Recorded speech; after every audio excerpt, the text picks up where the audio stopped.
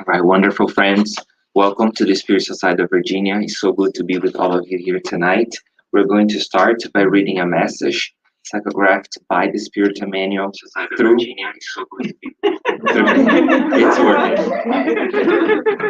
Through the blessed hands of the medium Chico Xavier, message called Let Us Be Grateful. Master Jesus, we thank you for the courage of facing the difficulties created by ourselves, the trials that assist our reasoning and pacify our hearts, having faith in immortality, the blessing of knowing that we are responsible for our own actions, the nourishing and healing resources that we bring within ourselves, the relief of knowing that the size of our happiness will be measured according to the happiness that we give to others, the discernment that allows us to differ between what is useful and what is not good for us, the support of affection in which our lives get nourished in a constant exchange, the blessings of prayer that gives us inner support that our problems may be solved, the peace of mind that nobody can take away from us, all that and for all the treasures of hope and love, joy and peace with which you enrich our lives. Be blessed, Lord. We glorify your infinite mercy today and always.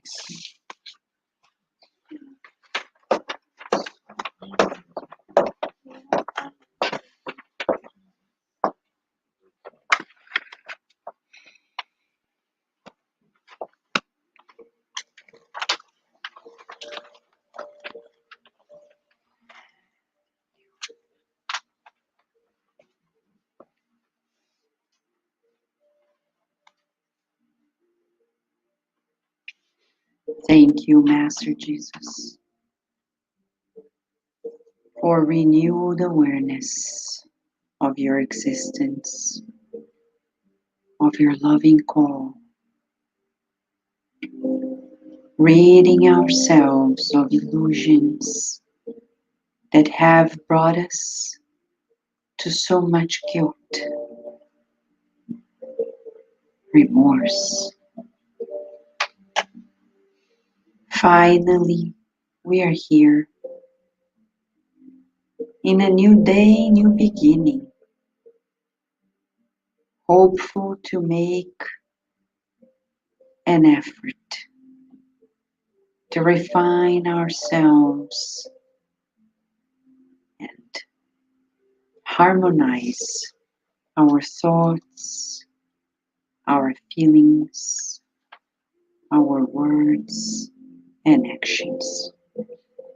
Thank you for our togetherness, for the warmth of being in each other's presence, and also the presence of your messengers, the spirit doctors, nurses, and therapists, the directors of the Spirit Society of Virginia and Cardiac Radio,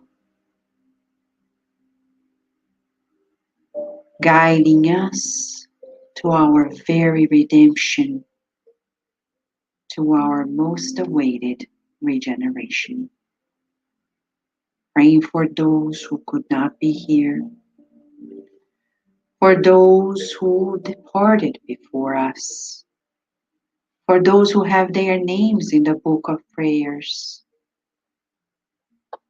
We thank you for the permission and protection as you kindly lead us under your inspiration to new and deep reflections and the therapy that we need for the mind and the bodies. And so be it. Okay, what a joy, huh? What a joy to be together, close to Christmas time, right? It's so good. We're sitting close together. It's cozier. It's warm. We don't need a heater.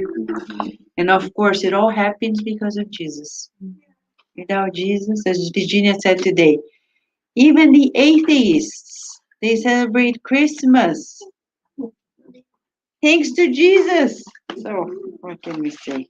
Gifts. It's all about that. Jesus at the end of the day, right?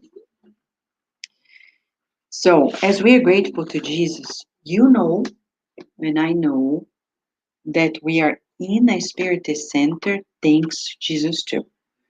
Because in the book Genesis, Kardec talks about the three revelations. Moses with the Ten Commandments, Jesus, the second revelation, and the third one, Spiritism. Why revelation? Because it's a veil that is taken away from the truth. Before Moses, it was chaos. Anything was gain. Until he said, oh, well, not so much. We need some order here, huh? So he brought justice. He brought justice. Jesus brought love, and Spiritism brought the truth. The binding of those both. It's super simple to see, but in our daily lives, it's kind of hard. In the course of the spiritual being, we've been studying ourselves, right? Trying to find new tools for this inner assessment. If our lives end today, in this reincarnation, we're not going to regret what we didn't buy.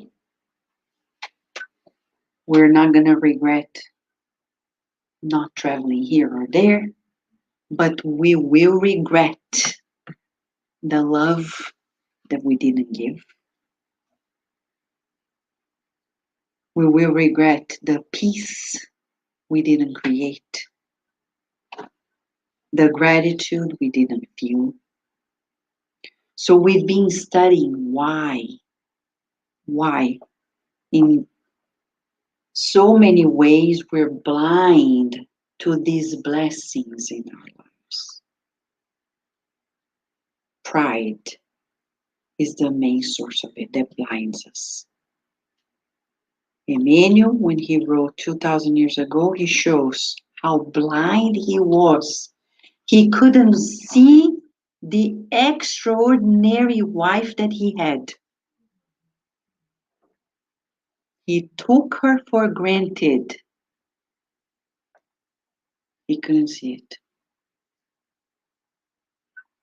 In 50 years later, we're going to see Celia's father blind, ambitious. Then we're going to see in every book till we get to renunciation the blindness of Carlos Clanahan. He had it all. Think about it.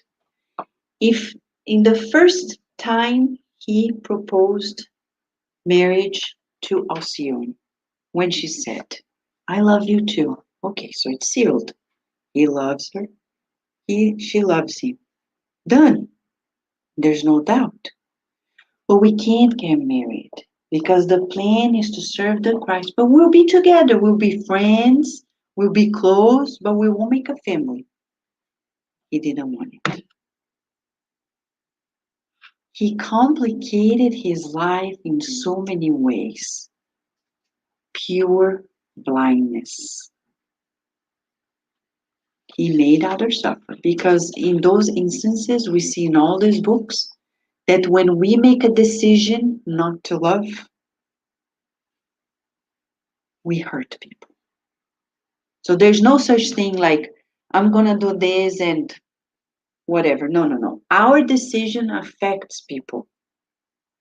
Why we're saying this? Because it took Jesus, his love, to come. He came in person. He was not a teacher saying, from a shore saying, yes, swim this way. Like I see some swim team teachers. It's almost a joke, right, Fabiana? I talked to the manager and said, what is this? They're just telling the kids to do it. There is no motivation. Just swim with them. Let's go. Let's do it together. That's the best teacher. We swim together. And then you see that amazing teacher say, man, I want to swim like the teacher. Not like they're outside saying, do this, do that, do this, do that. And then the kids are like, I don't want to do this. So boring. I'm not a robot to just do it. Because we're humans. So Jesus knew it. We need to swim with the people we want to do the things. We need to go there together. And Jesus entered the swimming pool. And with us, he has been swimming all through this millennium. And whenever we drown, he's there rescuing us. Drowning, rescuing us. He prepared so many to bring the promised consoler because people wanted to know more, but we didn't have enough vocabulary at the time. Our language at the time would not explain what we know nowadays. So he said, at the right time, I'll send you the promised consoler that will stay with you till the end of times and will tell you everything I couldn't have said. What is that? The Spirit is truth.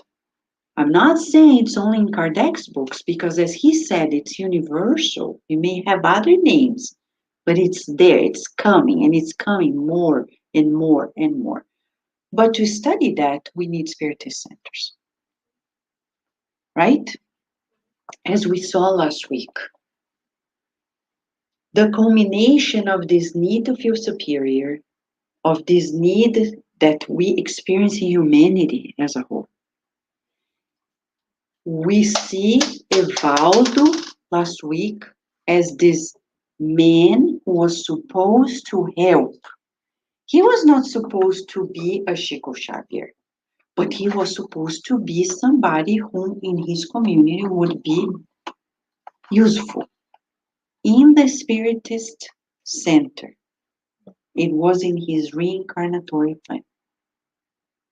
In his reincarnatory plan was also that he should be a good politician, which seems almost impossible.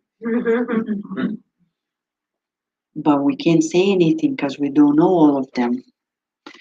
But he couldn't make either. He corrupted himself. He had an affair cheating on his wife, who was super faithful, loyal, and he couldn't make it to the spiritist work because he was too busy. And that's the story of majority of spiritists around the world. Failing, failing, failing. It's a reality.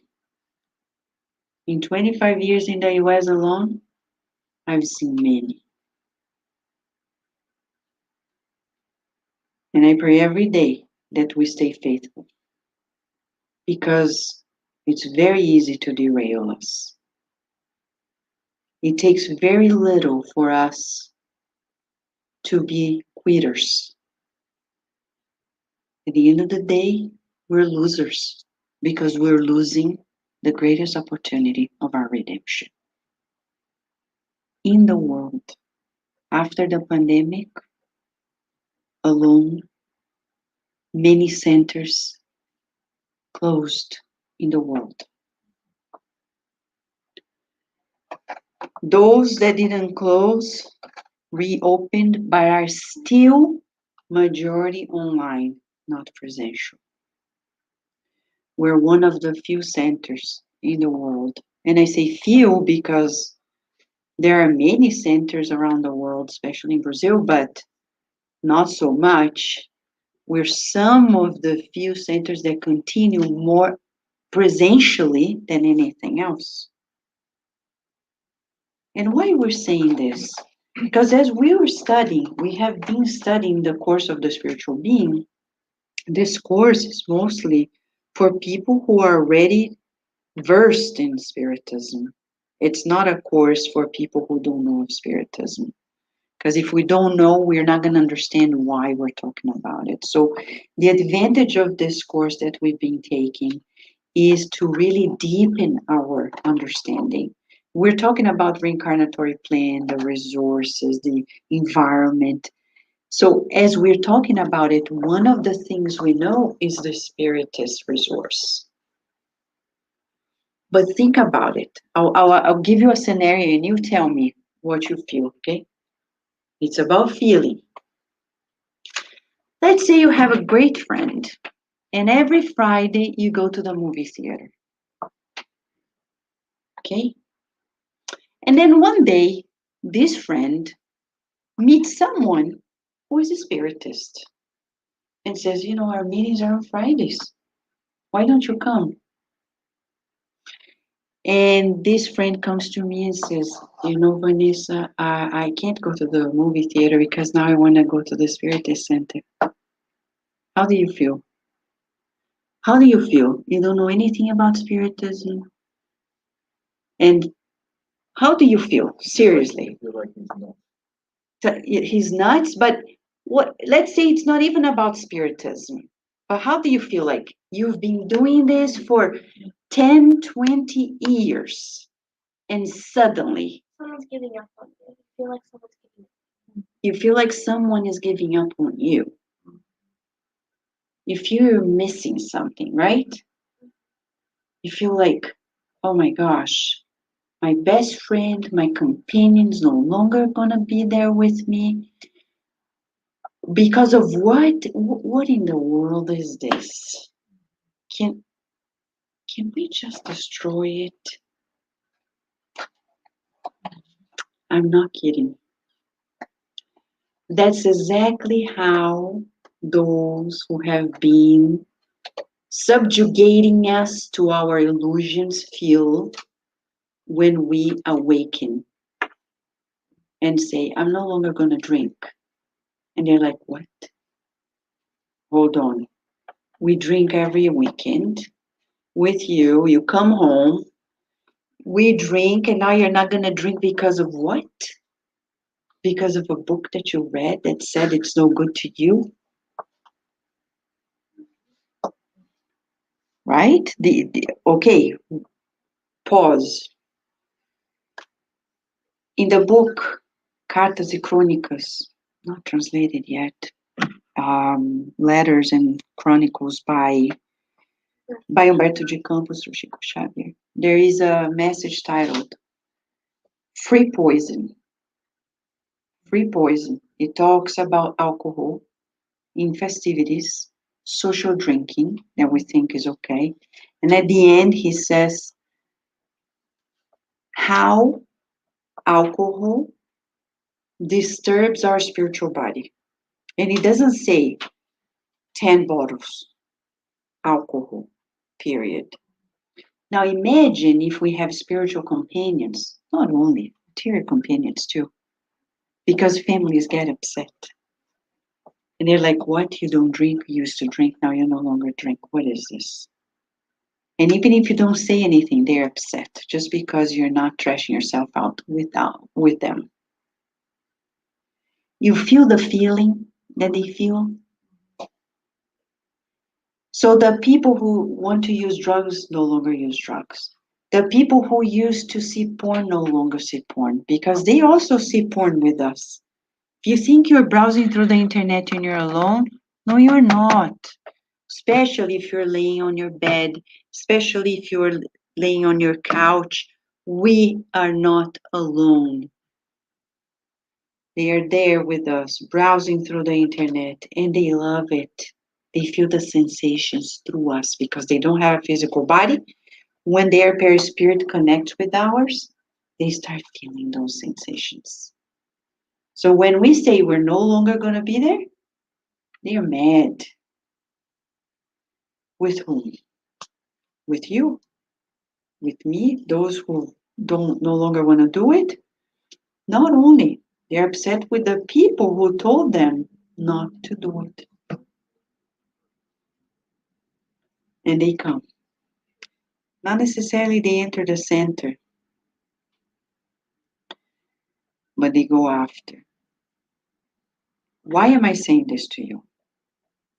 Because It's so important to be fully aware of what is happening in our lives. Majority of the people in this room are spiritist workers, practitioners, people who are willing to help, to commit. It's very important to understand that our emotional decisions will lead us into connections. And if we don't watch out, we'll be bombarded by those who are furious. They're not upset. We see mediumistic means they are furious. They really threaten us to death. They threaten to destroy our lives, to destroy the spiritist centers, etc., because it bothers them badly. When people come to me very naively, it's so naive when people say, "Oh, how is spiritism going to be spread to the world?" I said, "I mean, are you the governor of the planet? Because that's not our thing. It's Jesus' problem, not mine. I'm not the one assigned to know how the world's going to get to know spiritism. Jesus is. He's the governor. What is our role? To share where we are. That's it. Not to conquer the world. We're not Napoleon. And even Napoleon didn't succeed. Right? We're not going to be in Napoleon syndrome. So why we're saying this? Because it is important to be very real and understand that what we're doing shakes the status quo of our family, of our work environment, of whatever we are. So I'm going to show you a video that we produced according to Humberto de Campos through Chico Xavier. He psychographed a message named A Decision in the Darkness. It's a meeting of the obsessors, huh? Are you ready? It's quite revealing. It's so interesting that you're like, it seems almost like a fairy tale to the opposite, right? Well, let's see.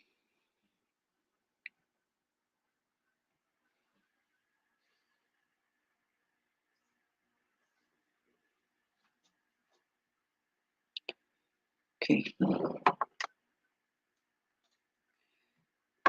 We couldn't put so much images. It's mostly the audio. Do you see an image or two there? Let me see how, again, the sound. I know, we need to do the computer sound.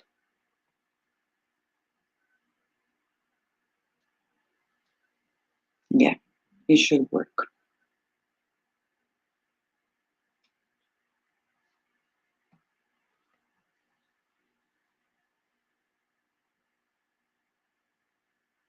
Oops.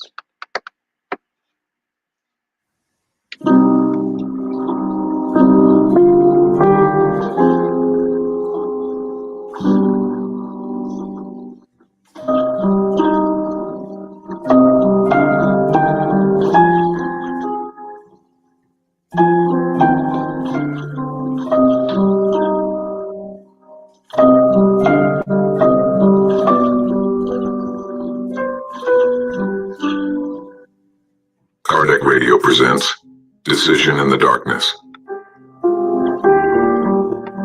A message from the book Tales of This and the Other Life by Humberto de Campos through Chico Xavier. Chapter 38. In a dark region in the spirit realm, a group of spirit obsessors discussed how to stop the works of the good on earth. An obsession organizer stated, Dear companions, currently our intricate problem is Spiritism, renewing teachings everywhere, clear horizons in the human mind. That's right! A real shame! exclaimed an observer of darkness as the obsession organizer continued. Spiritists create an atmosphere similar to that known in the times of Christ. They do not conform to the expectant faith of the sanctuaries. There is no way to isolate them in inactive prayers. No matter how much we suggest enchantments with melodies and aromas, rituals and panels, the more they move away from magnetic seductions, throwing themselves into the exercise of good. Instead of mystical chests, they prefer bricks for houses of charity. Instead of kneeling, they walk. They exchange fragrant ointments for unpleasant sweat as long as they can serve others. A picture similar to that of Jesus' time, in which caravans to help the unfortunate were carried out wherever the unfortunate were. You know that all this occurs to our detriment, since we need man's energies as much as man needs the ox's resources. The genius of the shadows blinked his eyes. It is essential to find a procedure for crushing them, destroying them. An exalted obsessor suggested, A declared war is appropriate. Provocation from chamber to chamber. Nonsense. said the obsession organizer. Persecution is a benefit to the persecuted. It should only be done in our own family, when we want to awaken a companion and make him more advantageous. A violent obsessor recommended, We can promote the extermination of them all. Disasters, poisoning. A motor vehicle is death in galoshes. A poorly dosed medication sponsors discarnation due to carelessness. Death like that doesn't solve it. smiled the obsession organizer. You know that since the crucifixion of Jesus, public victims have not been worth it. Victims are poster children for the ideas they represent. What would be the point of removing these people from the physical body? The ranks of those fighting us would swell here. It is imperative to invent different annulling enterprises. An evildoer recruiter suggested, I think it would be great if we managed to form phalanxes and phalanxes of obsessors, capable of invading homes and spiritist institutions, generating madness on a massive scale. Counterproductive measure. remarked the obsession organizer. The multiplied disturbances would induce spiritists to more extensive studies and observations of the principles that they embrace. And you are not unaware that Spiritism, the more it is observed, the more light it provides to thought. Now, it is clear that light does not allow us to serve the shadow. Will it be possible to engineer new tricks, new mystifications? Said a confusionist obsessor. Nonsense, this would bring more study. Slander and discord, criticism and mockery were never used in vain. Reminded an old-fashioned evildoer. All of this is an outdated technique. The people themselves yield from good works. Any insulted person easily overcomes these tricks as long as they talk while working. The best course of action would certainly be doubt. The greatest celebrations fall into uncertainty, imitating powerful trees when suffocated by birdweed. Let us try to delay the pace of the spiritists, instilling in them vacillation in matters of faith. All it takes is a little more work in our organizations and they will distrust the divine providence and the immortality of the soul, putting an end to mediumship and archiving the doctrines preached themselves. Affirmed a doubt instiller obsessor, but the obsession organizer was not convinced. The idea is interesting, but the plan would backfire. There would remain those with an unbreakable spirit who, stimulated by doubt, would decide on a wider incursion into the domains of reality. And, when they spoke, after broader visions of life, they would attract crowds against our own efforts. That was when an experienced vampirizer spoke. I have a project that seems viable to me. It will be easy to train a few thousand companions for hypnosis on a large scale, and we will make it so that the spiritists believe they are saints of flesh and blood. We will mobilize legions of our friends who will whisper flattery onto their hearts, making use of mediumship, be it in the spoken or written word, to support mutual praise. We will make them suppose themselves to be heroes and kings, mystics and nobles reincarnated with honorific titles guaranteed from the superior worlds, just as the blessed of ancient times thought they had captive seats in the kingdom of heaven. After this first phase, they will be willing to be good, to live in holy peace with everyone. They will no longer embrace problems. They will consider analysis unnecessary. They will consider not losing the company of the discarnate or incarnate who flatter them. Instead of tiring themselves in the service to others, they will immerse their existence in meditations on spring mattress, waiting for the angels to lend them wings for ascension to happy spaces. They will use silence so that the truth does not bother them, and they will use words when it comes to sugarcoating the lie that favors them. Each one will thus live enthroned in the small court of worshippers who maintain their illusions. They will place earthly considerations far above spiritual assets, so as not to hurt the fans of their friends who incense them. They will abhor disgust and annoyance. They will not want to have anything to do with discernment and reasoning. They will say that evil will be erased by the goodness of God, and will not remember that God awaits for them so that good triumphs over evil, stretching themselves into ineffective meditations about the millennia to come. They will flee the world so as not to lose their immaculate clothing. They will detest any undertaking that aims to move spiritist ideas into the world's plazas, so as not to suffer misunderstanding and wear and tear. In short, there are religions that have saints made of stone or plaster, but we with hypnosis at the base of the action will end up improvising in them saints of flesh and blood on the outside, although they continue in the condition of men and women on the inside. I believe that in this way, as long as they are concerned with preserving the posture and mask of saints, they will have no time at all for the interests of the spirit. The obsessor organizer was pleased. Excellent, great. The boss displayed a broad smile of satisfaction. Finally, get to work. And thousands of evildoers and obsessors affirmed promptly, Very well. Very well. Okay. So, are we shocked? Do we think that Humberto de Campos came through Chico Xavier to disclose these strategies in vain? So let's go back and observe what is effective, because we're going to see persecution. Yes, it may work, but not for all.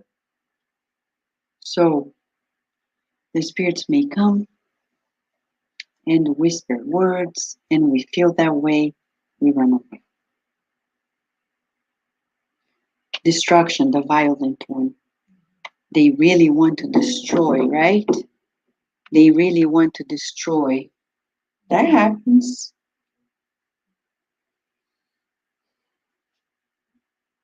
There are those, they say, the evildoers, to create nonsensical actions, like making people feel crazy, mad. But then we spiritists would always rely on Kardec's direction, saying, use your reasoning. Use your reasoning. And reasoning is safeguarding our mental health. Right? Then the other one says, let's create confusion, like new tricks, mystifications, and people are going to be in disbelief. Or slander and discord. That works. Did you see? He said, it works. It's ancient as humanity is. That's not new. But are you going to stop working because people are gossiping, slandering you? We feel sorry for them. Because while they are, what did they say? While they are yapping, we are working, right? Those who incite doubt and say, really? Is that really necessary? The spirits come in our minds and say, why are you going to do this? If at the end of the day, people are not going to recognize you. If at the end of the day, it's just problems, difficulties, challenges in your family here and there, and people get out. But it doesn't work for everyone. For those who think higher, it's not going to work. But then comes an experienced vampirizer. And what is a vampire or a vampirizer in spiritist words? It's not about sucking blood, but of course it's taking life away. He's experienced because he knows the technique of hypnosis.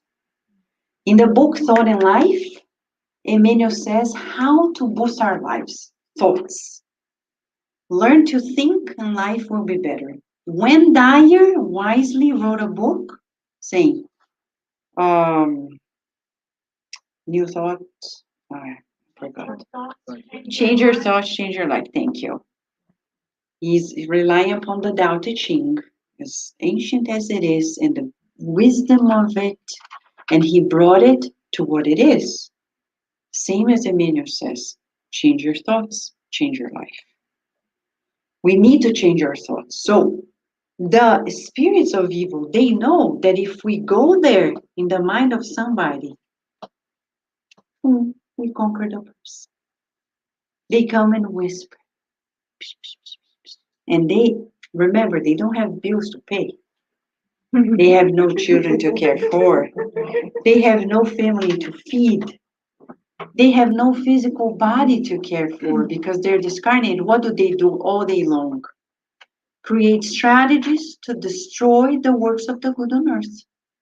And because Spiritism is really boosting us to another level exponentially, they are very upset. They've always been. And what do? What is the technique that they use? The opposite that we think. They come and say, you're amazing. You're a saint. You're Mother Teresa. Don't let your spouse say this to you. Because it's not true. We are not. Mother Teresa lived for others. 24/7. Not on her free time. We are not Mother Teresa. And when a family member comes and says that, they are the voice of evil. Because they are making us believe that we're saints and we're not. And that's very dangerous. Very dangerous. Because then we start believing that we're better than our family members. That we're better than our colleagues at work. That we're so superior to everybody. And what do? We feel so superior that we don't need to study so much. And even if we study, it's just to complement the flattery. The spirits come and say, you're amazing, you're great. And they use people to say that. When Peter said that to Jesus, immediately Jesus said, stop, because now evil is speaking through you. And Peter was shocked. The other day I heard Divaldo Franco, and I heard also in the gospel, in the Brazilian podcast that we hear every day, if somebody flatters you, be careful. One thing is to encourage somebody. Another is to say they are amazing. And then you just want to keep them in your hands. Because they will keep coming with their vanity, eating in your hands like a bird. And you can keep saying you're amazing. They think they are controlling you, but you're controlling them. It's evil. Flattery is evil. So they disclose to us, and now we know, that when somebody in our family, in our circle says, oh, why do you help the homeless? Because it's my obligation. In the universe, to do the good is law. There is no much more than that. Why do you help people without being paid? Because that's the law of God. So there is nothing more than that.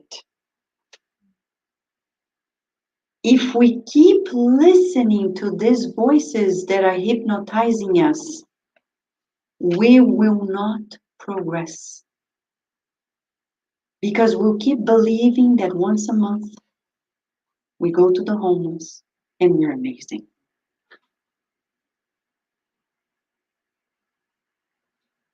And what are we doing more than a bee? The bee is doing more than us because she's producing honey with her own saliva. The food that we give didn't even come from us. People give, we distribute. We're not even the bee. The tree produces oxygen through herself, and we cannot give any oxygen to anybody. God is so amazing that makes us so more intelligent and at the same time powerless before nature. Because the tree gives us oxygen. I can't give oxygen to anybody. Probably to a baby that is in my belly. That's it. So it humbles us to do the good. How do we prevent this major strategy from entering our core and annulling us? By knowing that the good is the fulfillment of God's law. That there is no other reward than the intrinsic reward in itself. That if somebody in my family decides not to help others, that doesn't make me more than them.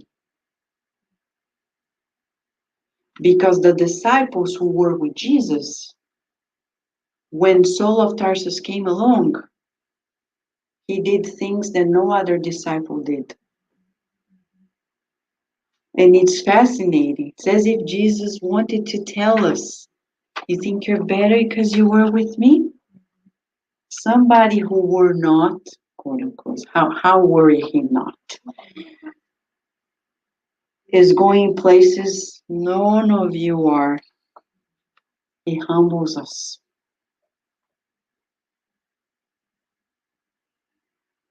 So we need to protect our minds from this evil technique that has been used to annul spiritists all over the world. In the pandemic alone, I saw presidents of spiritist centers in the US taking their head and say, I'm done. I've done enough. Now I'm going to take care of my life. And I'm like, what? Come again? What did you say? You've done enough? How do you know? Did God tell you that? The minute after, panic attacks, strokes, death. Because we got it wrong. We're not here for us. We need to have this conversation before Christmas because it's very beautiful to be thankful to Jesus. But if he is giving us the treasure of Spiritism and we're not using it correctly, or we are creating obstacles in its dissemination, we need to readjust ourselves. I know we are here through Kardec Radio also talking to other friends over the internet and spreading this awareness that we are not saints, that we cannot be at home meditating. I see many people, spiritists, spiritualists, people who are spiritual saying, I'm good enough in my meditation. I don't need to go to a center, community, and bother myself with the ins and outs of human relationships because I'm fine in my meditation. The spirit said it well. They feel that they are above everybody else. They don't need the human contact. Because it is in our relationships that we grow. People are going to say things we don't like, we don't expect. They're going to behave in things, and we're going to be patient and tolerant and friendly and keep on praying for them and never giving up and never being oversensitive. That's another message we'll study in the course of the spiritual being, another moment, as we're talking about acing our reincarnatory plan. How often we destroy a whole reincarnatory plan by being oversensitive. We call it in Portuguese milindre. We're oversensitive. The person didn't say hi. The person didn't say bye. The person didn't invite me for this. The person did. And then I feel like, see, I've been there, done my best. And then the person quits. Destroys their whole reincarnatory plan because they're oversensitive. And Humberto de Campos has a message for that. He has an analogy of a beautiful tree and the worms that take over the tree. Oversensitivity. Beautiful tree. Allowed to be attacked by oversensitivity. So, in silence, another thing they say, silence. It's when we retreat in silence. And then we think, I'm not going to be there in the Spiritist Center helping. Because it's hard. We have to wait for each other. It takes some time. Sometimes we wonder, people want express Spiritist centers. If we have a drive-through, imagine a drive-through, huh? Yeah, yeah. Hi, God bless you. Express prayer, express passes, express water. Go home. I'm done. Great. The Spiritist Easy Pass. There you go. The Spiritist Easy Pass. We're creative here. The Spiritist Easy Pass. And make no mistake, somebody's gonna do this. They're gonna dare to do it. And they will succeed because laziness still reigns in this world. Laziness still reigns in the world.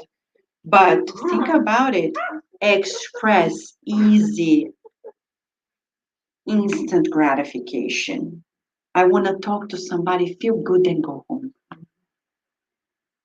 I don't want to think. I don't want to labor. I don't want to make an effort. Then we're not going to progress because the rule is effort and repetition. The other day, somebody told me, Vanessa, I'm going to bring my children there, but I don't want the lessons to be repeated because my child doesn't like repetition. I'm sorry. You are a teacher, Rejane. I'm just thinking of the curriculum for 12 years. But Right? That's just me. How do you learn anything without repeating the lesson 10,000 times? Huh? Right? Impossible. So then, I'm sorry. You can teach the child at home. Friends, we're saying this. It's not personal to us in this center. It's across the board on earth. This message came for us on earth. It's not saying only to Brazil, Brazilian Spiritists. It came in Brazil, but not for Brazilians only.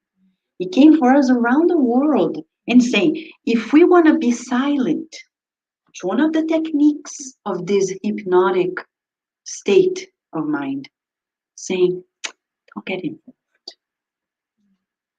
You're not going to indispose yourself with the person, right? You're not going to just be silent. Was Jesus silent, friends? Was he confrontational? No. Let's go to the book Paul and Stephen. When Saul of Tarsus comes and visits the church, the group, the house of the way, Mhm. He knows Stephen, who is talking, knows who they are. The Pharisees, you could see. He knew Saul of Tarsus was there. They were eloquent, knowledgeable. And you think he came and said, "Hi, Saul.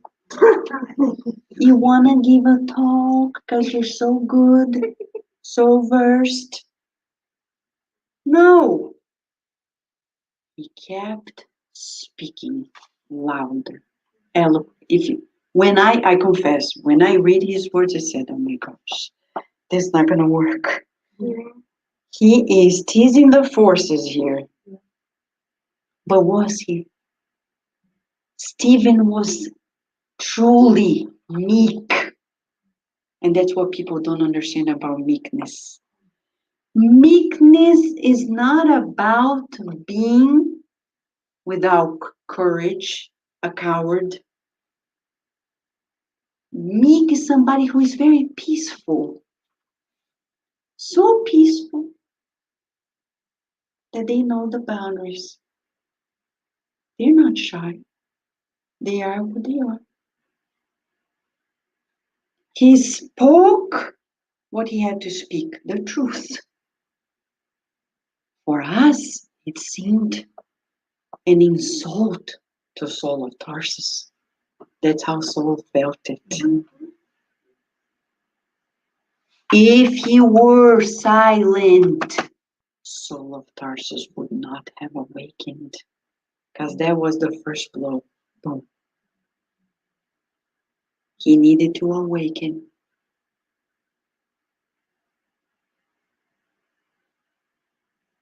If people come to us, they came there. He didn't go to the synagogue to speak. They came there. He spoke. Right place, right time. If he were silent, out of this hypnosis, we're so good. We're not going to tease the forces. We're friends with the Pharisees. We wouldn't be Christians on earth. It took later Paul of Tarsus the courage to go to the Gentiles, us. I have no Jewish relationship in this life.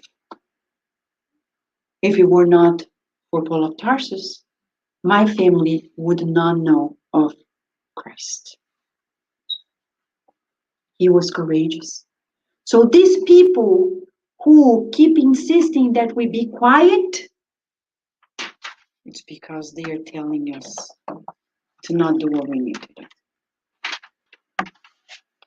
And nowadays, we don't need to go to the news to spread the news. We are all over the place. So when somebody at our work, in our children's schools, in our neighborhood, they hear a name, first thing they do, Google us. They find out. And they're like, "Oh my gosh, what are these people doing?" It doesn't take much. And then our children don't have the same play dates. Don't have the same friendships. It's harder to find a job. It is. It's harder to keep a job. Nobody's gonna tell you in front of you nowadays, "I'm going to do this because you are spiritist," because they can't say this. But they'll find another way. And that's the way it's gonna be. And we need to tell our children, if you are not courageous to do this, we're not gonna go places. It's gonna take us and more for people to know how precious this is.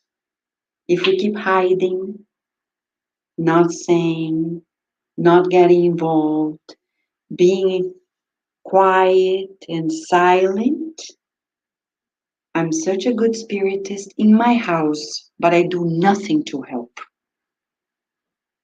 Then what's the use? I have many friends who conquered high positions in many companies in the US.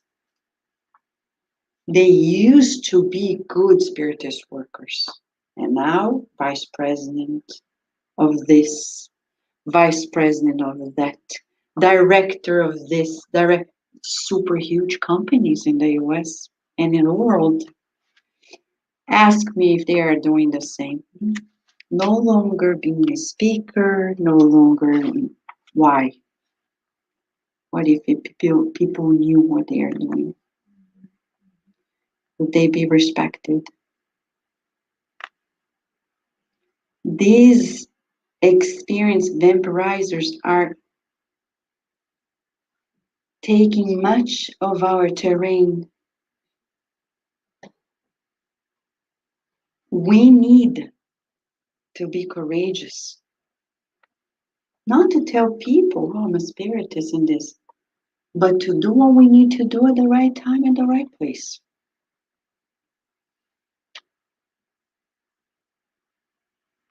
For the longest time, we've been invited by Christ. And for the longest time, we've been on and on and off, using and abusing of the Christ. This time, either we are under the spell of the spirits or under the care of the Christ. There is no other way. If we are not in the Spiritist center, helping and working, make no mistake, we are under the spell of these experienced vampirizers. And we're not saying to be here physically, but to be inside of us as we're learning the course of the spiritual being. We cannot end this year and begin a new year, ever more meaningful, because the next year we're celebrating 160 years of the publishing of the Gospel according to Spiritism, a book that divides waters in the understanding of Christianity on earth. A book that finally makes us understand what Christ came to do on earth, which was not to divide us between those who believe and don't believe, because he's taking care of everyone, but who pushes us to make an effort. No wonder in all Kardec's books, we're going to see that it is in the Gospel according to Spiritism, the most meaningful statement for Spiritist workers. The true Spiritist is the one that makes efforts to transform him or herself. It's not about those who give more passes, those who give more talks, those who speak more at Kardec Radio, those who write more books, no, it's about those who are progressing and changing. And they are overcoming their ego, because to change requires humility. Often we don't want to change because we're not humble enough to say, yes, I'm no longer going to be that way. But we want to pridefully say, I'm not going to change. Okay. Carlos Clanahan, don't change and go to hell of your own conscience. Because that's what hell is. It's in our conscience. You don't want to change? It's okay, don't change. Oh, Publius Lentulus, you don't want to go with the Christ? Okay, don't. Keep yourself blind to the point that it materializes in the flesh. Because for every action, there is a reaction, says Kardec. And for every decision we make, there is a consequence. Our decisions, remember when we did the first lesson on the course of spiritual being? Mm-hmm. It's about decision time. Now it's time to decide, what do we want to do? And we need to decide, because if we do not decide, others will push us to some direction. And these spirits, did you hear? Thousands of them. They are not a few. They are many. They come. They're upset. The other day, in a dream, Mentor Joseph showed me one of them, and he said, "You're bothering us. You're disturbing our plans." And that's how they feel. What do we feel for them? Compassion. You think they are doing this out of what? Out of hurt. So we need to pray daily for the spirits who are against the Christ, who are persecuting the Spiritist teachings, who are trying to come after any of us to block us from fulfilling the promise of better days for all.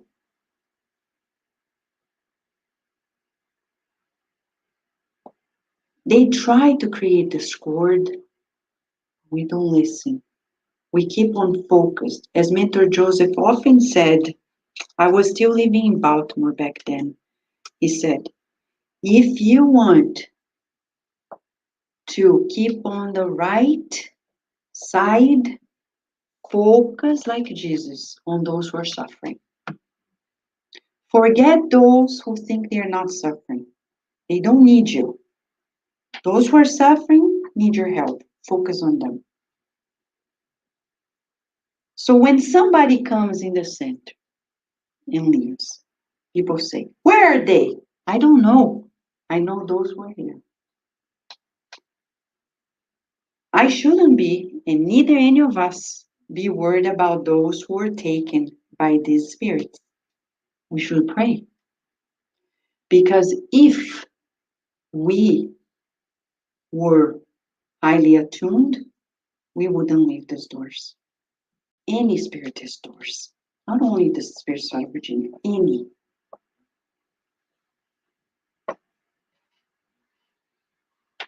In a beautiful prayer to wrap up, we're going to listen to this prayer. I'll ask Carlos to kindly play it for us. In the book, in the CD, Lightning Messages, there is prayer of service, right? And it's so beautiful. And in another one from this very one, it says that when we think, Jesus, Kardec, and us, right? Maybe we should do that one first. We hear the other one another day. Thank you. Jesus, Kardec, and us. When it says at the end, pay attention to the last statement. When we say, it's Jesus, Kardec, and us. I don't remember the track. Oh, yeah, we have it here. Yeah, you're right. Yeah. No. Camila placed it. Yes, you're right. It's a Kardec radio. Thank you. Yes. So, let's listen to this beautiful track that reminds us of when we think we're too busy, too this, too the other, and at the end of the day, is it a podcast, Camila? Right there. Thank you. See? Beautiful. Beautiful, Camila. It's becoming beautiful, this YouTube Kardec radio one. Thank you. Okay, so let me just select. It's right here. So many about Christmas. See, less than 3 minutes. Let's listen. Oh.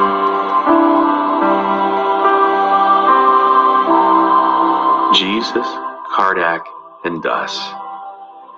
Had Jesus thought too highly of himself so as not to tolerate contact with human weakness? Had he believed that everything should be left for God to do? Had he admitted that we were forever lost in our rebellion and delinquents? Had he constrained the success of his teachings to the support of the highly educated? Had he waited for monetary endowment and political backup in order to carry out his work? Or had he backed down in the face of sacrifice? We certainly would not have the light of the gospel, which opens for us the path to spiritual emancipation. Had Allan Kardec overrated his own position in the aristocracy of intelligence, placing deserved honors and titles above his own convictions? Had he been expecting the partaking of illustrious personalities in the message which he bared? Had he waited for financial support to plunge into the task?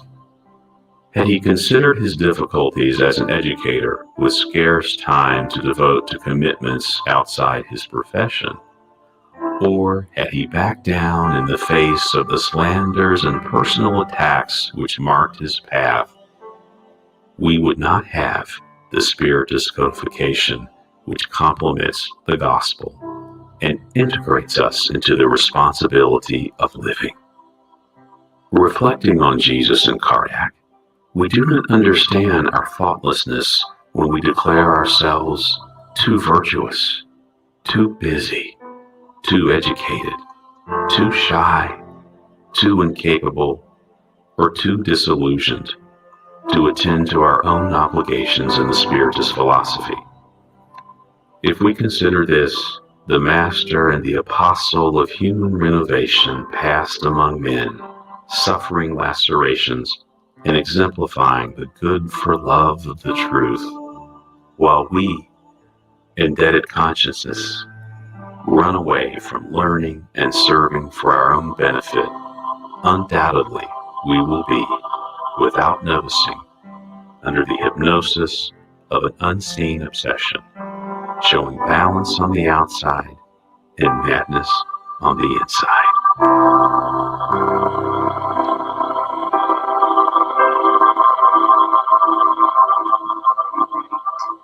So as we close this reflection today, I would like to say this. If you heard, it's so beautiful, this. I'll never forget the day we had Greg and Tanya at the studio in Baltimore, recording all this and then selecting the background songs. It was like handpicked everything. So beautifully done. I'll say this to you, okay? I'll keep this for us. If you're listening to this and it seems far from your reality, maybe that message is not for you. If it sinks in, yes, thank you. Then let's take it.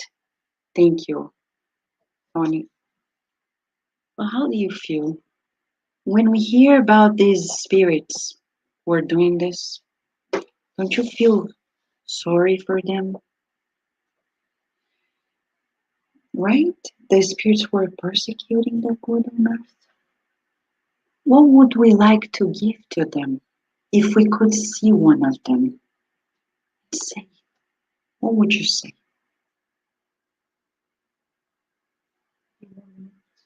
You're loved.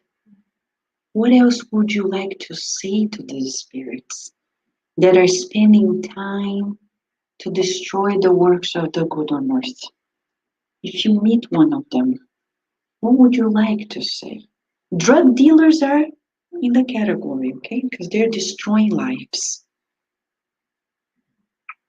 But let's talk about in general, and especially those who persecute Spiritism.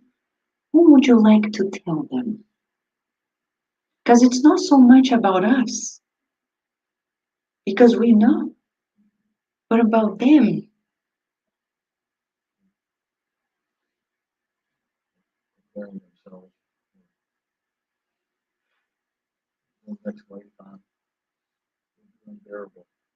Yes. So what if now, before the passes, we join forces to send them a loving vibration, to open their hearts so they can see their loved ones who are awaiting them,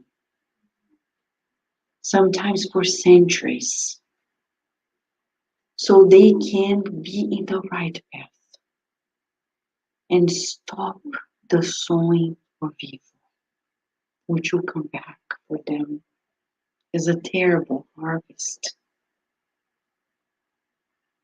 What if we join forces today and feel how difficult it is for them? Because certainly they are wounded. If they are doing this, they are not happy. They are deeply wounded.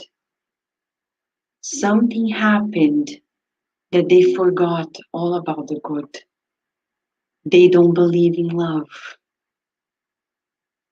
Today we were at a coffee shop and I saw the tattoo on the coffee maker, the guy, the barista. He had a beautiful tattoo of a rose. I'm not a fan of tattoos, okay? I respect, but I'm not a fan. But this one was gorgeous because I love flowers. My goodness. And then on the other one, what did he have written, Daisy? Love is not lost. Love is not lost. And I said, why did you choose? And he said, it's a combination. I said, this is to trap the girls in your life. I thought, I didn't ask him because he's a wonderful barista. I always love the coffee he makes, so I said, I'm not going to upset him. But I thought, is this a trap, right? Because it feels like a trap for girls. But anyhow. But it was turned to him. It was turned to him, Not yes. to him. Yes. No, he's a kind guy. So he said, love is not lost. But why does he have to write it? Because many people feel this way. Their love doesn't exist. The true love doesn't exist. That it's all fake. People don't believe in the good. And that's why they surrender to the craziness. It's very likely that these spirits have a long history of abuse, of traumas, of difficulties and challenges. We need to understand it. They're not doing evil just because they're hurt. We're not justifying them. But it's no longer about us. What if we do an effort now to send them kindness and understanding? Because it's not personal to us. It is personal to them. Right? So what if we close our eyes and together we build this energy? We feel the presence of the loving Christ in front of us, leading us in a choir of love, telling all these spirits who are insisting in obstructing the progress of the good on earth. A choir of beautiful voices saying, you are light, abundant light. You are peace. You are joy of living. You are a child of God. And we visualize children with flowers of peace in their hands, offering to each one of them, saying, remember, you are loved. A loved one awaits you in heaven, in the heaven of your heart. Open your eyes and see them. Enough. Enough. With the delay of your progress, feel the love. Flowers of kindness being distributed to them.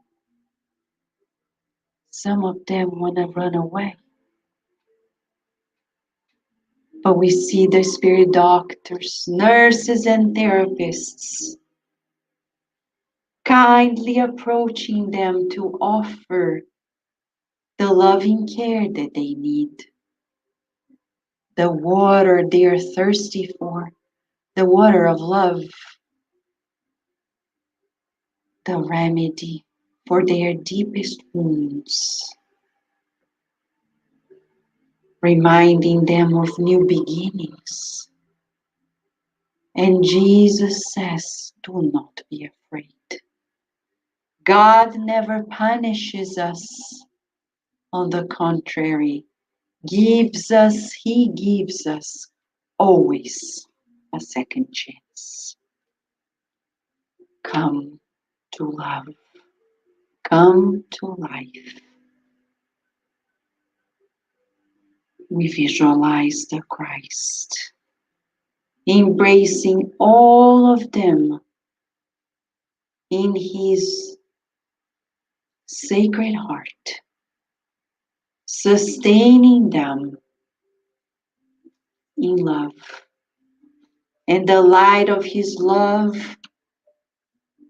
perpetuates in the universe, never dies. And for those who ran away, this light will be the shining star on the very day they get tired, they feel sad and alone, lost, not knowing what to do.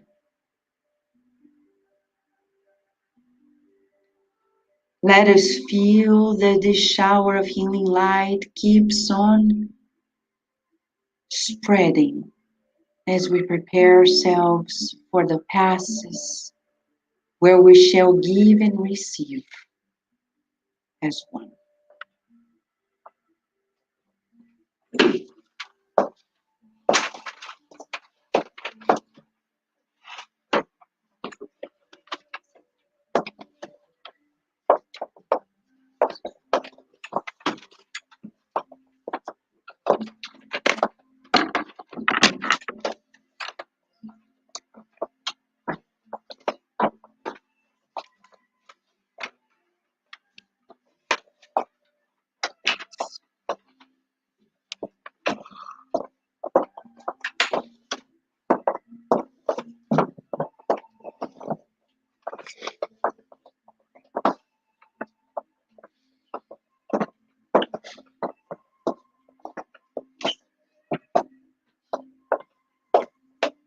It's okay.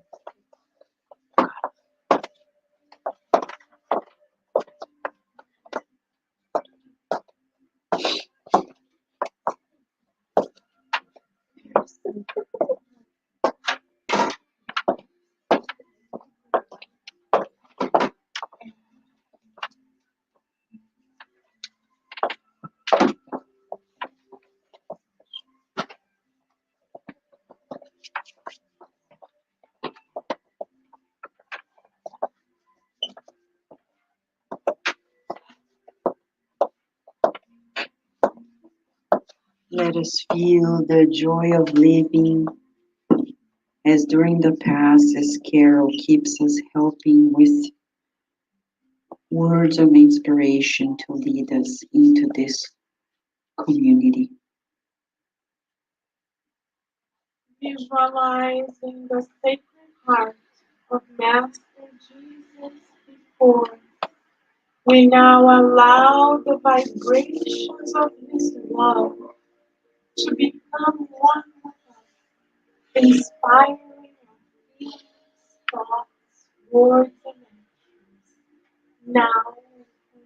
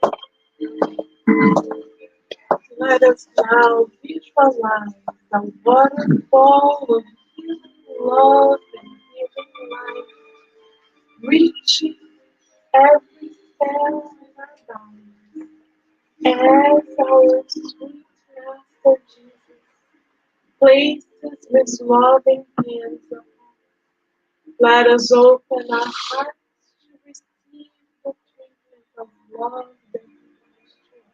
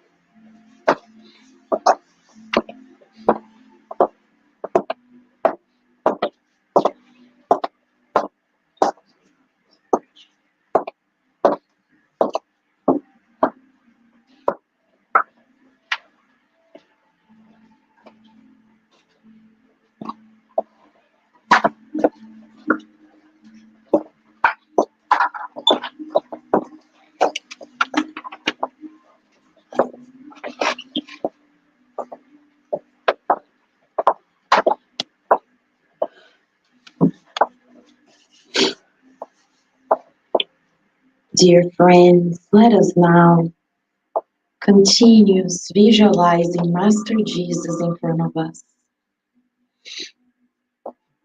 He who is our guide and model. He who is swimming right beside us. Let us trust on him.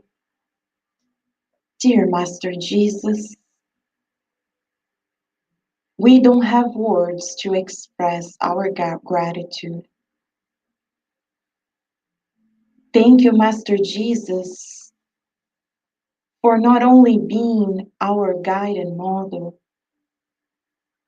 but for incarnating on earth to show us how to be true humans on earth.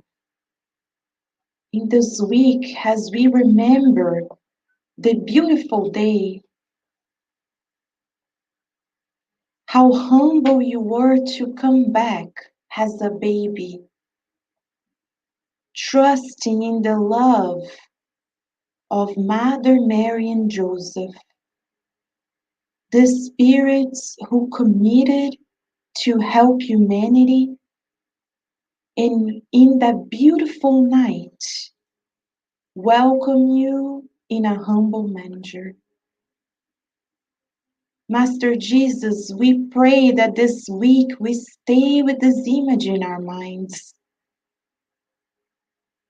The Jesus who is humble, who's loving and kind, but at the same time firm, loving,